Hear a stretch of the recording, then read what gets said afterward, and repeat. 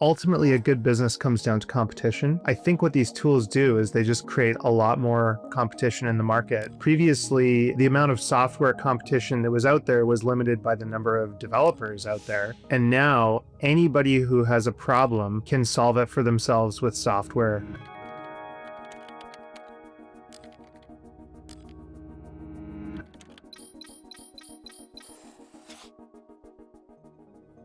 I'm just curious to know, right? Like in this era where you're seeing multiple AI businesses, if someone wanted to start a tiny for like the AI era, how would you go about doing that? Well, I think what I would do is I'd probably find businesses that are heavily reliant on people, and then I would automate them. What I would argue will probably happen over the next 3 to 4 years is as all the competition catches on, they will all do the same thing, and then you'll be left with a business that's very similar. So what you're really doing by adopting AI is just protecting what you have and maintaining your margin, and I believe that's a sustainable competitive advantage. Andrew, welcome to the podcast. Super excited to have you here. Yeah, thanks, man. Great to be here. We're seeing a big explosion with AI tools, and it looks like it's getting a lot easier to create apps. You know, we've got Lovable, we've got Bolt, we've got Replit. Seems like this is good news for builders, but I've also recently heard you say that it might be easy to make $1 million, but it's going to be really hard to build enterprise value. Can you maybe tell us a little bit about that? Ultimately, a good business comes down to competition. And I think what these tools do is they just create a lot more competition in the market. So previously, the amount of software competition that was out there was limited by the number of developers out there. And now anybody who has a problem can solve it for themselves with software using vibe coding if they're even remotely smart. And so I think that, to give one example, let's say that you are the son-in-law of a guy who owns 10 funeral homes and he's complaining to you about running them and, he needs better software. And so you go, well, I'll build you a custom tool. And then you realize, hey, there's hundreds of funeral homes all over North America. I'm going to go sell it to all these people. And before you know it, you have a $20 million ARR business with 50% margins and you have no competition. So you have total pricing power. But I think that more people will have a problem and just go to ChatGPT and try and solve it themselves. And I think as the AI models get better, you got to remember we're in the early innings right now. They will be able to build whatever software you need very quickly in one shot. So I think, if you look at using Replit a year or two ago, I would be able to get to an okay starting point and then I'd go in circles and get stuck. Now in one shot using Gemini 2.5 or Claude 3.7, I can get really, really far and it's really impressive. And so I think any college kid becomes a formidable developer very quickly. I think software is just going to get harder and the bar is going to go up. Yeah, there's that Charlie Munger quote about investing being really hard. I heard it on a few of his final interviews as well. Seems like software seems to be going a lot of the same way. I know you said it's gonna get tough, but have you, maybe just dive a little bit deeper, right? If you want to start a business that gives you $100,000 a year, maybe even $1 million a year, I feel like those kind of businesses are getting a lot easier. And I see this on Twitter almost every single day when I'm scrolling my timeline. Someone's like, I launched this thing 30 days ago, just hit 100K MRR, which is frankly amazing to see. But at the same time, if you're trying to build a company that's 10, 20, maybe even $100 million, have you given any thought to, or do you have any good answers for how do you even do that today? I mean, Charlie Munger talks about moats and sustainable competitive advantage. The key word there being sustainable. So right now, let's say that there's, 100,000 of us hardcore nerds who are on the cutting edge, who are building these software products. And it's very unique. When you go on Twitter and you post that you vibe coded this flight simulator, everyone wants to go check it out. It's very unique, right? There's not that many people doing it. I think very quickly within the next 6 to 12 months, it'll be you remember when people would generate images using Dolly and it was totally mind blowing and everyone was super excited whenever you posted one on Instagram. Now nobody gives a shit. In fact, it's kind of cringe if you post one. It's like the Studio Ghibli stuff, right? It was amazing for a day. And then now it's table stakes. And I think that same thing is going to happen with all these vibe code people. I don't think that people will be able to get to 100K MRR or Lovable will be able to get, businesses like Lovable will be able to get to $100 million or whatever of ARR that quickly. This is a very unique moment where everyone's going out, everyone's trying the tools, everyone's paying the toll fee because they want to play with the tools. But there's just going to be way more tools. It's going to all get watered down, I think. I actually I'm very curious, Andrew. So obviously you built Tiny and you're pretty successful with that. I'm just curious to know, right? Like in this era where you're seeing multiple AI businesses. So if someone wanted to start a Tiny for like the AI era, and let's say they have like 15, $20 million, like what should be their strategy be? And you can go back and forth on that just from a brainstorm. I'm just like curious to know, right? Because if you have multiple businesses, 100K, a million ARR, 1.5, seems like pretty nice opportunity to build something like that. So just curious, how would you go about doing that? Well, I think what I would do is I'd probably find businesses that are heavily reliant on people, and then I would automate them. So, one example is 10 years ago, I met this guy who had a gravel pit, and I was thinking about buying the business. And when I looked into it, he had 10 bookkeepers. There were so many transactions going in and out of this gravel pit that he had bookkeepers doing the work by hand. So they did no digital invoices. Everything was printed out, faxed, and wire transfers and checks and all that kind of stuff. And so I didn't end up buying that business, but I saw an opportunity to increase margin with very, very simple automation. Now, is that a sustaining, change? Probably not, right? Let's say that today you found a company that had 1,000 call center workers and you realize that that could be replaced by a voice model. You can do that and you can get 1 year of crazy profit, right? And you can pay, so you'll pay a lower multiple. Let's say you're paying 5 times earnings, but then you triple the earnings because you cut that out. What I would argue will probably happen over the next 3 to 4 years is as all the competition catches on, they will all do the same thing. And then you'll be left with a business that's very similar. So what you're really doing by adopting AI is just protecting what you have and maintaining your margin, not giving you unfair advantage because anyone can just tack this on. So that's a great point, right? Like, yeah, I guess if you don't implement AI, then everyone else margins kind of like increase, but everyone now is expecting a lower cost. So you're kind of just out of business. So now, like, let's just take this example of call center, which is, I think, a good one, right? So now you're in this situation 3 years in, let's say 90% of your competition has done something similar. So what would you say would be their mode? Would it be like, hey, you're staying one step ahead by putting like, a better AI model, or maybe they build a better UI, UX, build better experience? Like, how would like these businesses try to compete now? Well, I don't think those are sustainable anymore, right? I don't think that good UI UX necessarily, I think unique UI UX can be in some parts of the world a moat, right? So you can have there's businesses or there's brands or there's software that has a certain vibe that's unique that people like, but it's very quickly copied. And that's a commodity today. It has been for 10 years, right? Like TikTok comes out with some crazy new UX, Instagram copies it, anyone can do it tomorrow. It's not that hard. So I think you need to focus on network effect moats, distribution moats, cost moats, right? So distribution would be, you guys have 1 million subscribers. You can promote your software to your audience. They trust you. And so you can charge a premium for that. And you don't have to pay for customer acquisition, whereas all of your competitors do. That, I would say, is probably a somewhat of a moat, not the best moat. Another one would be a brand where for some reason people just love that brand and you do such a good job of brand marketing and what it represents, and it becomes an identity badge for somebody. That's a moat. The other one is a network effect where a lot of people standardize on it. An example would be Slack. So, if all of your clients use Slack and they want to use direct messaging to you on Slack, you kind of have to use Slack. It's where the people are, right? A massive collection of people are there. So those are the things that create moats. I don't think AI models create moats. And I think that data as a moat is also being eroded because it used to be that people would say, well, we have big data, but a lot of that big data has been scraped, and you realize that you can build a model on synthetic data as well, right? So if you get enough sample data, you can kind of predict everything from that point on.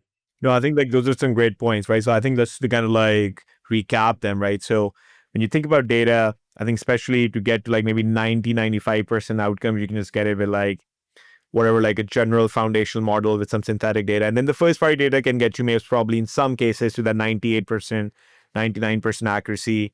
But in most cases, 95%, 90% is pretty good, useful, right? Like if it's not a life and death type of situation. Talked about brand. Some people just love wearing their Nike shoes or Adidas shoes, and no matter what happens, or some people just love Slack or using a specific MacBook or product, and that's the brand. Just want to kind of double click on the distribution piece, right? Because it's obviously something very relevant to us as well. We kind of thought about distribution and trust now together, right? If you don't have trust, it doesn't really matter how big your distribution is. So in your opinion, right, like if brands have large distribution, how do you go about building trust? Like, you obviously have done that across your brands, different companies you have bought. How would trust be built if someone is thinking about it? And how can you keep compounding it in a long term? So I don't know. I've never built a brand that has incredible trust. I mean, I guess MetaLab, our original design agency, built a reputation, and that reputation for doing great work has sustained for 20 years. But when I think about building a great brand, that's actually not my world. What is my world is identifying that great brand and buying it. So, for example, we own the AeroPress coffee maker company. And what I saw there was, I was a passionate user of it. It was the best coffee maker you could buy for the cheapest price. And, nothing else created a cup of coffee that tasted like it. But more importantly, it had a cult following. So it was in every gourmet coffee shop in the world. And baristas loved it so much that they would get tattoos on their arms of it. Wow. And hosted an annual competition to see who could make the best cup of AeroPress coffee. And that is something that is kind of lightning in a bottle, where you have an exceptionally engineered product that struck at the right moment and captured people. It's very hard to predict what's gonna achieve that, right? Other than a breakthrough product. Just curious, like, were you the only one looking to buy that product, or there were other people who had identified this like brand, like the trust, like they had? There were other companies. So we were talking to Alan, the owner of it, who is, he's in his 80s and wanting to retire. And we were at the table for 2 or 3 years negotiating with him. And there were some other bidders looking at it, but ultimately we were able to get it because we had, the reputation of being easy to deal with. And we were willing to make the process really painless on him. One more question, like you mentioned your product studio, right? So like, I want to flip this. Like we talked about, like if someone had money, they wanted to go acquire companies, talked a bit about that. But let's say someone like us wants to now build, like, hey, we have a media company. We're like, hey, we want to build products. What do you think will be like some suggestions or advice you would give like to us, like as we kind of think about building products, leveraging our media brand? Well, I think like the big criticism of most of these products right now, like Cal AI, right? The calorie tracker, where the kid's like, I'm making $1 million a month with this calorie tracker that I vibe coded or whatever. I think the big criticism is like, they don't have distribution. So it's like people go to the App Store or they're on Instagram and they see ads for it. Pretty quickly, other people are going to start bidding on those ad keywords. It's going to get too expensive. And the App Store will be swarmed. There's going to be thousands of these calorie trackers. So I don't think that's sustainable. But you guys can make thin wrapper products that do specific workflows that you find very valuable. I mean, you guys are your own audience, right? So an example is I use Super Whisper. Do you guys know Super Whisper? No, I haven't seen that yet. So Super Whisper is an app that runs on your iPhone and Mac. And basically what I can do is I can press a button, either my command button on my keyboard or the action button on my iPhone, and I can just speak to it. And then it does perfect text to speech, right? So that's kind of nice, right? Siri sucks and it does a better job of it. But then you can also create modes. So what that means is when I'm using Replit and I trigger it, it automatically knows I'm using Replit. And not only does it transcribe my voice, but it also converts it into a perfect LLM prompt, right? So, or if I'm in my email app, it knows I'm writing an email and it reformats what I'm doing into email format. So I find that incredibly useful. That's the sort of thing I think you guys could launch a product like that that's just very helpful, or a utility for people who are prompting a lot or using AI. And I think you could, do very well with something like that. So if I was you guys, to be honest, I would probably find a tool that you love, that you already use, where it's run by like a developer or a designer who doesn't really understand marketing. And you basically go to them and you say, hey, we want to buy your business, or we want to buy 50%, and we're just going to solve your customer demand problem. We're going to fill your funnel constantly. We're going to promote you in every single newsletter. And then now you have a business. Is it a good business forever? I don't know, because Apple will probably upgrade Siri and it'll get way better. And OpenAI will probably do some similar stuff. So it's still going to get hit by the steamroller, but I think that's a good near-term business, kind of a 1 to 3 year business. And you could diversify. You could create 1 to 5 of these AI products and say, if you're a pro subscriber to our newsletter, you get access to these. I mean, Dan Shipper has done a really good job of this with Every. He's a little bit smaller than you guys, but he's got all these awesome products that organize your files or handle your email or do different things, a little more consumer. But I think if you guys went deep nerd tools, I think you'd probably do really well with it. Yeah. On the distribution piece, I want to like dig a little bit deeper into that, because I guess we're like, our strategy is distribution first. I was talking to Logan Kilpatrick at Google a few days ago, and he said something super interesting about, how he's like, by 2030 or something, he's like, majority of the content on the internet is going to be AI generated. Some of it's going to be useful, some of it's going to be slop, but there's going to be, humans are going to want more human-centric places. Like majority of the internet right now is like human-centric, right? But you kind of, see this AI slop or undesirable AI content, I would say, that's kind of, seeping into, Google searches and blogs and other places and so on, and making parts of the internet unusable. And he had two hypotheses. One is like, he said that there's going to be a demand for like walled gardens on the internet, where you have to go through like, very cumbersome KYC processes to confirm that you're a human. And the other thing, he said that there's going to be a lot of demand for like offline human communities, just because it's going to be so hard to guarantee human authenticity online. So the two kind of, and he didn't say this, but these are like, I've been thinking about it a lot, and like two ideas that I had there. The first one that I had was maybe the next TikTok or Facebook or whatever is just a social app that's designed to be completely anti-AI, right? And the other one that I had is like offline potentially could become a big channel again. Like the physical world could just become a big channel again. Because if, it's like right now AI ads and everything are working well, but if like every ad you see online is just an AI generated ad, and you have like zero trust in it, because you're like, everything I'm seeing online, 99% chance it's AI and not created by human. So I'm not sure how much I You even feel trust this that thing. when you look in a magazine and you go, oh my God, everything is created by Photoshop?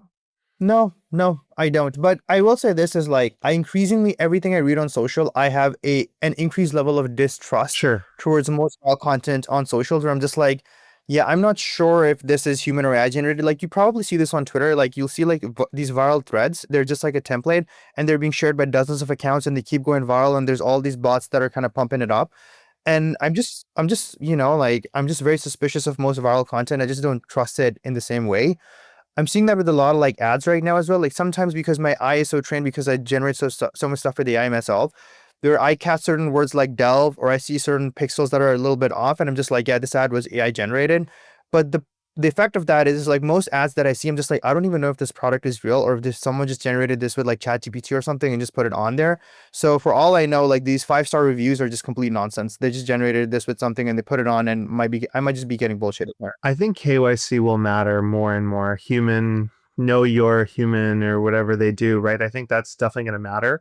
But I do think that TikTok is going to be a cakewalk compared to the social network of 5 years from now. I think that if you think about why do people go on TikTok, they want to laugh, they want to see good looking people, they want to see beautiful photos or videos or whatever. And I think AI will generate the most insanely convincing, incredible stuff that tickles just the right funny bone inside you or whatever it is. And so Yeah. maybe I'm a little more nihilistic, but I think that ultimately we're all going to be consuming almost all AI generated content, and it's not going to be slop. It's going to be the best thing you've ever read or the best movie you've ever seen. I don't know how long the timeline is for that, but I think there's been a lot of attempts over the years of these Luddite social networks of like, oh, we're the authentic social network and we don't do all the tricks. And ultimately, don't bet against dopamine, right? Like dopamine pays. Like I lock my phone And because I don't like using Instagram, so I only allow myself like 5 minutes a day. And I recently did a reset on my phone, and the screen time was unlocked. Within a month, I was addicted to Instagram, completely and utterly addicted, even though it doesn't lift Yeah. me up. I don't feel good, whatever, but dopamine wins, right? Yeah, that's fair. Going back to sort of, where the conversation started of media companies being a scarce resource at this point and maybe being valuable as you kind of, go ahead and build businesses. If you were starting an AI company today, would you start by creating content maybe? Is that a viable strategy to building long-term maybe enterprise value? I think a personal monopoly is really interesting. So the problem, for a moment, if you guys don't mind, I'll critique your business. So Please, please. I don't know that there's necessarily a persona or a person that people follow. Like, I don't know if it's Zain and Hassan or it's just Superhuman and they get that in their inbox. And I believe, because I've verified this, I'll tell you a story. I own a local newsletter business. And every day at 7 a.m., we send a roundup of everything going on in my hometown. And we own about 15 other outlets.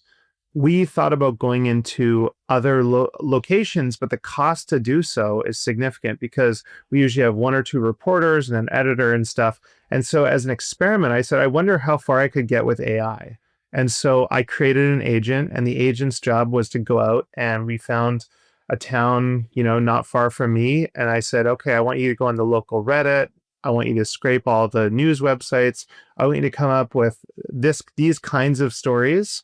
And then I have another agent that writes the newsletter in a very engaging and fun way. And then I have a fact checker.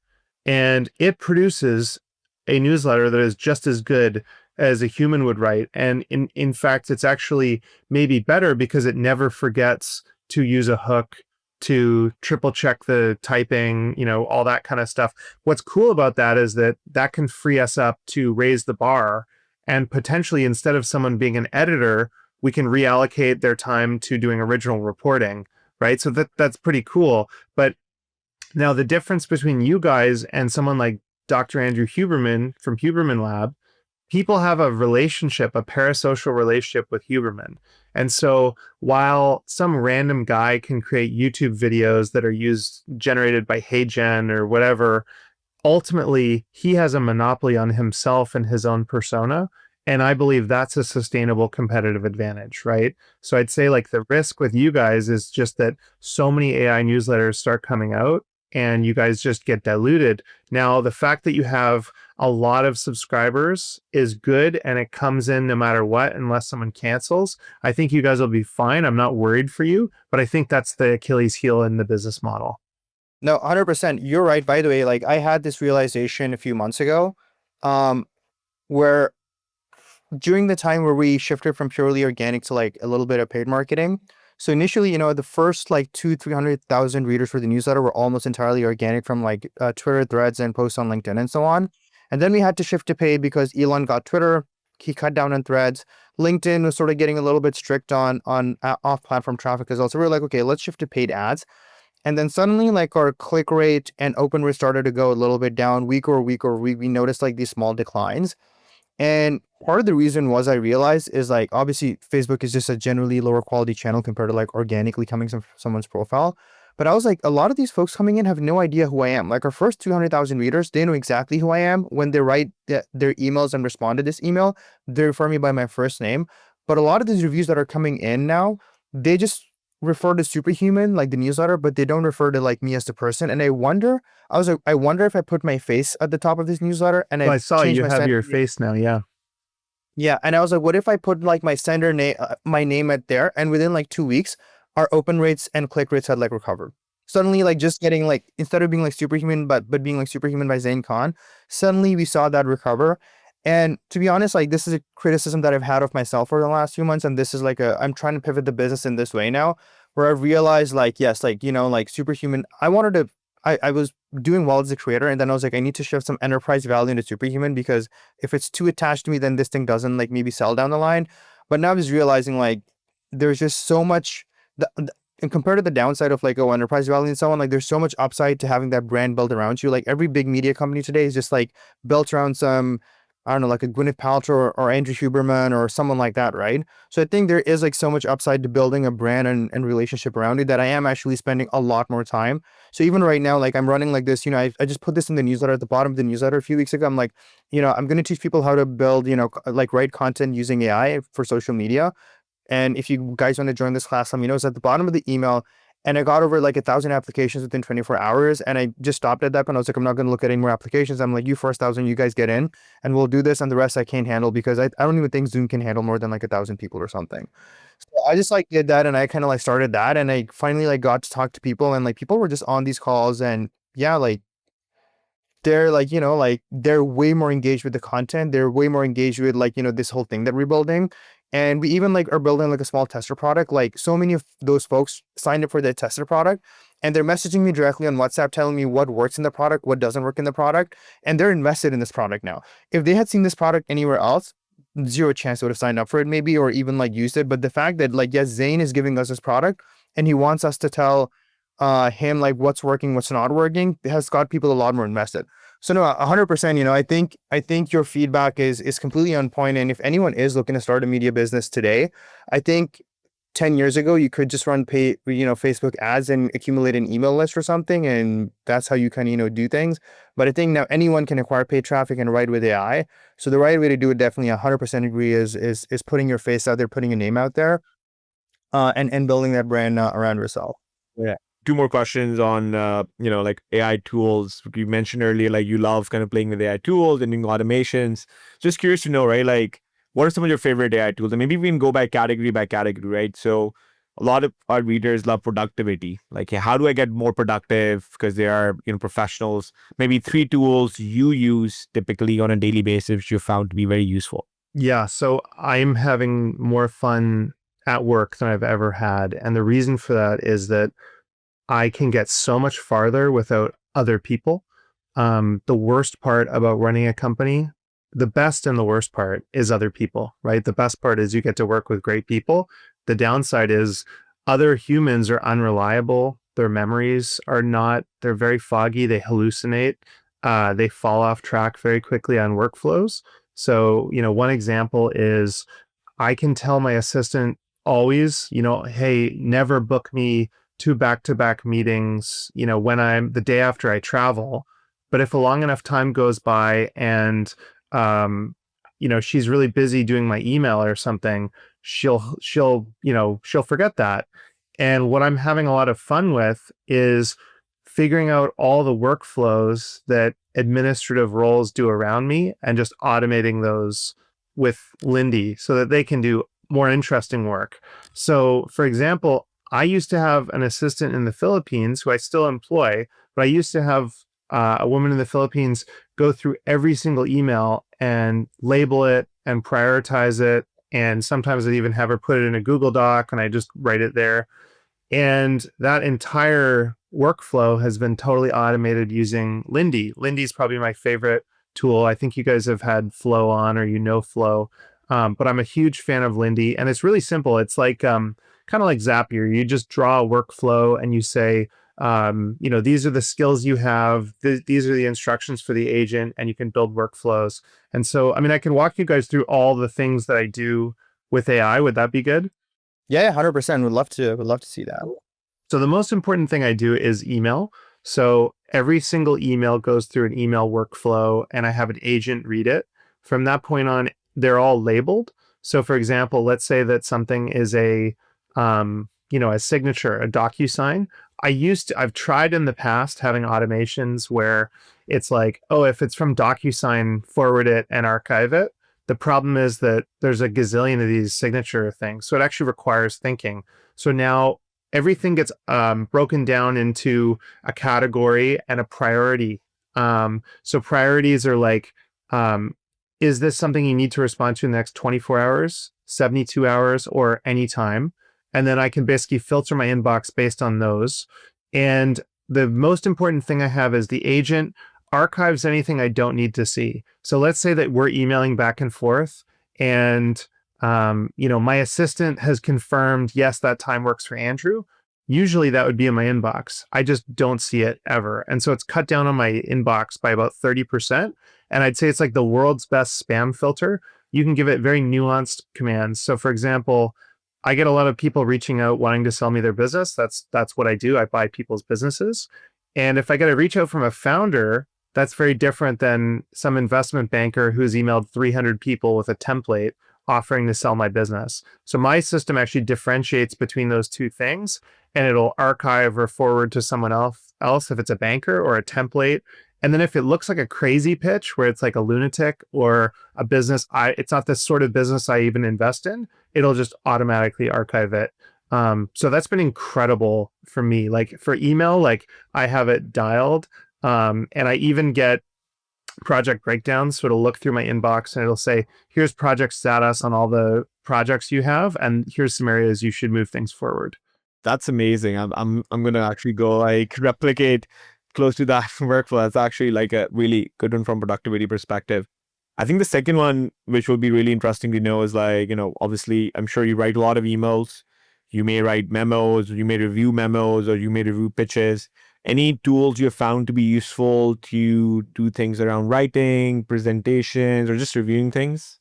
This is the area of my workflow that I'm still trying to figure out. Gmail's API is quite limited in terms of drafting. So I'm working on having it so that it automatically drafts most emails for me, but I haven't done that yet. What I do have is I have a custom ChatGPT or a GPT or whatever they're called that's trained on all my writing. And I just paste in the email. It tells me, what does this person want? What's the context I need to know?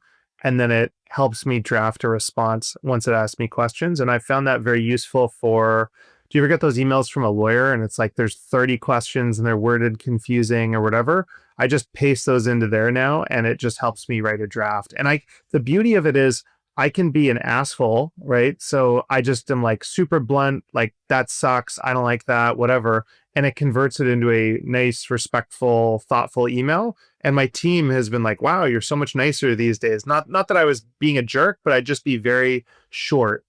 Instead of writing yes, I will write, that sounds great, thanks for the suggestion. So that's been huge for me.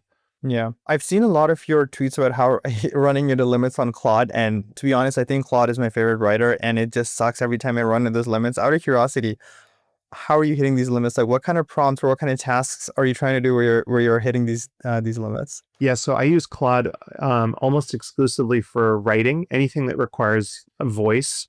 And then I also have some custom projects, but I just hit it all the time because I put stuff into artifacts and then I'm constantly tweaking it. So let's say I'm writing a Twitter thread or I'm writing a long blog post or something like that. I'll spend hours in Claude going around and around and around and having it reread it. And so for a long time, I would hit the limits, but they just launched a new $200 a month plan. And that now I don't hit them anymore, which is a game changer, honestly. In terms of like the LLMs, I really am just using O3 or Claude at this point, and I'm finding O3 is getting really good for anything that requires thinking or research. It's completely replaced Perplexity. I think Perplexity is probably fucked. I don't know why anyone would use it with O3 out. As once they open access for everyone with O3, it'll dominate them. And then on the writing side, it's all Claude. Also, financial analysis and legal, I use Claude. Yeah, I just want to chip in. Like, I just used OT. I didn't even know like they had web access open. So I just tried it like a few days ago and I was like, holy shit, this is amazing. Like, incredible. Yeah, incredible output. I'd be super interested in your take on MCPs as well, because that's like the latest kind of meme out there, right? Yeah, and I love like your perspective on MCP from this, because I think there's some hype, still early MCP. There's a lot of stuff, real stuff happening as well, but there are also some gaps. So love to also know like what you think is missing, what's maybe worth building for all the builders listening as well. Totally. On the MCP front, what I did is I built an MCP for accounting. So I have I own a whole bunch of businesses in my family office where I'm kind of still monitoring them. Like most of the businesses in Tiny, they have their own finance team. We have a CFO, so he's doing most of that. But on the personal side, I'm still monitoring these businesses. And I love being able to ask a question of it. So for example, my MCP is connected to my accounting in Xero via the Xero API. And then I can just query it. So I can say something like, can you graph software spend over the last 5 years? Or how much did I spend on travel last year? And I just love being able to get those quick, simple answers to things that otherwise previously I would have to, sometimes it would be like I'd log into Xero. Other times it would be I have to ask the accounting team or I have to do a bunch of math to put them all together. And so I found that very useful. I don't think that MCP long term, I mean, certainly not native NCP. So, MCP, if you think of it as giving a model context, I think if it's via an API, that's the future. I don't think it's having to run a server on your computer to feed the context to Claude or whatever. So, but I'm very excited for OpenAI and Claude to be able to hook into any API. And ultimately, I think that's where it gets really exciting. Like, imagine if you can go into OpenAI and say, hey, book me a reservation at this place. And it just goes, oh, what's your OpenTable login? And now forever, it just has access to your OpenTable API. Like, that's going to be very cool. Yeah. I'll just love to hear, Andrew, your calendar and meetings as well. Because Yeah. I think that's also like, at least I'm looking to, I've tested a few different calendar apps and stuff and like still not found the right workflow. So love to know yours. For meetings, I've done everything totally custom using Lindy again. My favorite one is 30 minutes before any meeting that's in person, I get a text, or even any meeting with a person, I get a text and it says, here's your meeting. Here's a little bio on them. Here's their LinkedIn. Here's the context. I went into your email and here's the context around the meeting. So this was an introduction from this person. And then I also asked for prompts for conversation. So for example, they love dogs or they have a philanthropic interest in this thing. Like, what are their hobbies? Because I want to be able to like figure out what our commonality is. And then I'm working on doing a deeper version of that actually gives me like a full bio via deep research or something that's linked, but I haven't done that yet. I also do all the basic stuff. So I have Lindy join all my meetings, transcribe them, but I do something really unique with that. So I have it all go into a master Google Doc, and then I can query that Google Doc with questions via Claude. So when I go in Claude, I've got a project for meeting notes and it has access to that doc. And I can say something like, what did this CEO promise me at the last board meeting? And it'll know that because I have this huge Google Doc with all the context that it needs. The coolest thing that I did there's two really cool ones. One is, let's say we have a meeting and on the meeting I say, oh, I'll invite you to my party on Saturday. That's all I would need to say. And mine will now create using AccuFlow, which is the to-do list software that I have. It'll create a task, invite Zain and Hassan to the party, and it'll set the deadline according to when I agreed to do it. So that's really cool. The other one is I have it scan the transcript for every meeting, and it tells me whether or not someone is manipulating me or lying to me. Now, I don't know if that's accurate. I just implemented that, but it's really cool. The idea of getting a text that's like, well, this person's being manipulative. Got like a sentiment analysis of the conversation and like kind of, so, and you did this like with Lindy, you're saying, right? Like all these things with Lindy, or like you created or like you hired like a consultant to kind of implement some No, stuff? all for you? Lindy. That's amazing. And that text thing, that bio you're getting, like Lindy is just going to LinkedIn or like just like internet or like what you do is you make an agent and then you give it access to LinkedIn, your Gmail, your calendar, and you give it all the tools. And then you just say, use whatever tools you need to build the following. It has the credentials. Yeah. It has your credentials. Okay. Yeah. Cool. Some of these are very expensive, by the way. Like my email automation probably cost me like $300 a month in credits. But when you think about it as this was formerly a full-time job for somebody, like I'm happy to pay.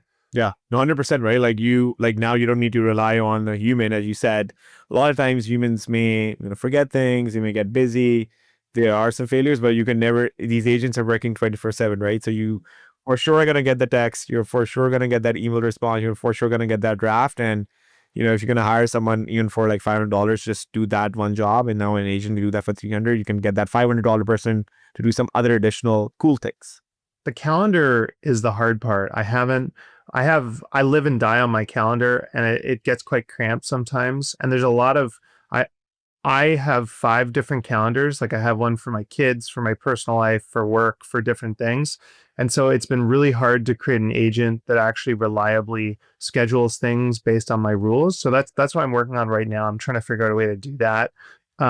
If anyone has any complex calendar automations that take into account things like that, I'd love to, DM me on Twitter.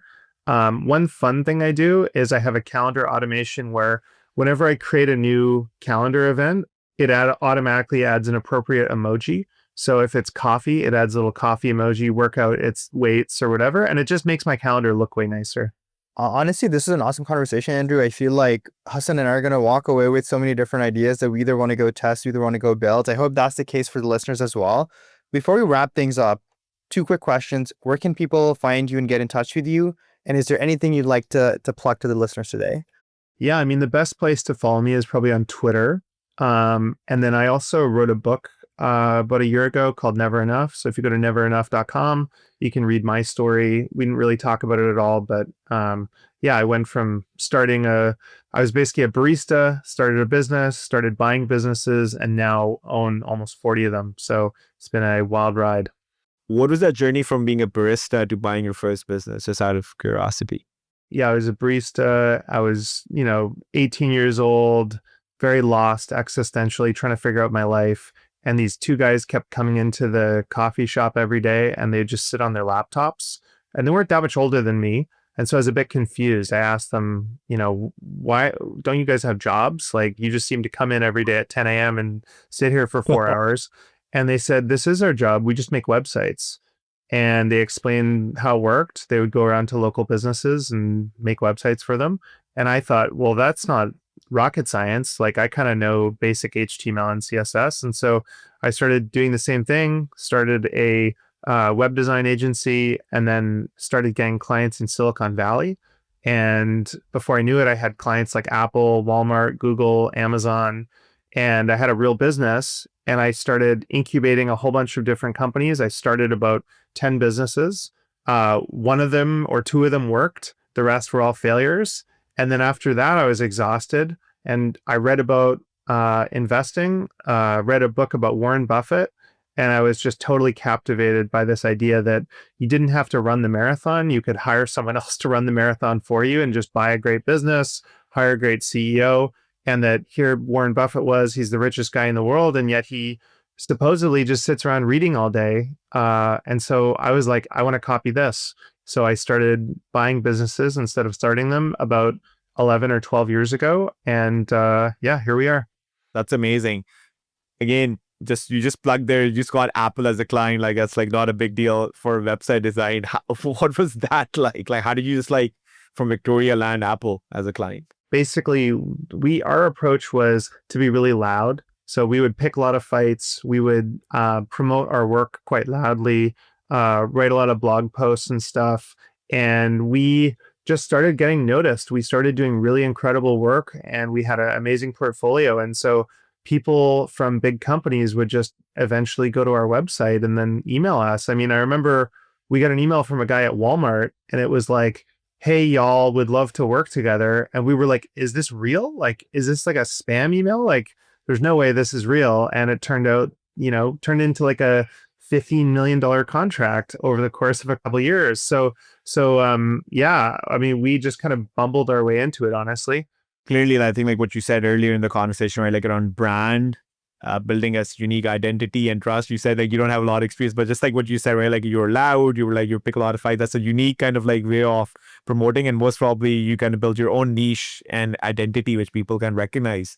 And obviously you guys have a great... Yeah, if you think about, so my business is called Tiny and it's a holding company. We just go and we buy awesome businesses from founders, and we are like the nice version of private equity. So we're not going to flip your business. We're not going to mess with it. We're not going to change everything. Your employees will be happy, and you're dealing with another founder, and we're going to buy your business in like 30 days. That's the pitch. And the reason that someone trusts that is because I've spent 20 years building a reputation, and a lot of people have, parasocial relationships with me. They read my book, or they listen to podcasts, or they read my Twitter or something. And so, yeah, it is kind of, I have built a brand in that way for sure.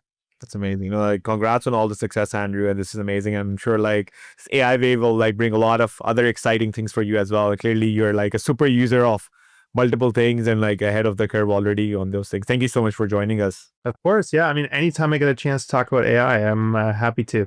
Awesome. So yeah, just to wrap things up, Andrew Wilkinson on Twitter, and then Never Enough is the book. Go check it out.